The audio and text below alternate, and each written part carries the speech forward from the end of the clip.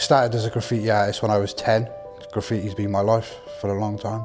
We run a graffiti shop called Hurt So Good. Hurt So Good has been a graffiti writing crew for like at least 25 years. So when we opened the graffiti shop, we said, you know, we've got this space, let's put it to good use, let's do some workshops. And they just went through the roof. You know, if I had 100 spaces and put them out to the public, they'd be gone in half hour. So it's like ignited like something inside me when I'm like, actually, I didn't set out to be a youth worker, but I love this work.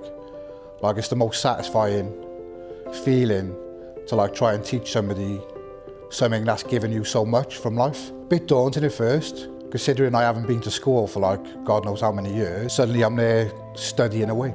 So I did fall behind with tasks now and again, but you've got to prioritise, haven't you? You've got to make time for this. It's been quite hard, but it's been a nice experience, really.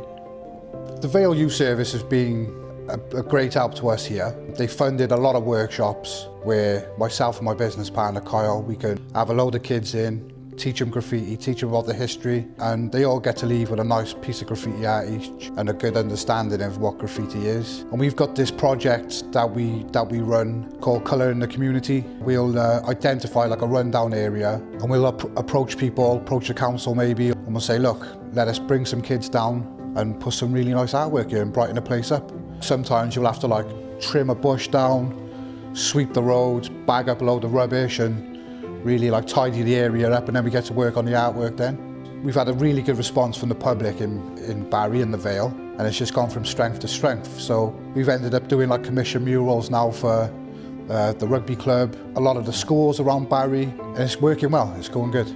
Years ago, when I was first starting, you whip a spray can out and start painting a wall. The police would be there within minutes. Yeah, you're kind of like vilified, and there is some vandalism that goes on, don't get me wrong. But what graffiti has given me is a lot more than just writing my name on the wall. And to like come back now and really put our effort into the kids and the youth of where we live through our artwork, it's probably been the most rewarding thing I've done so far.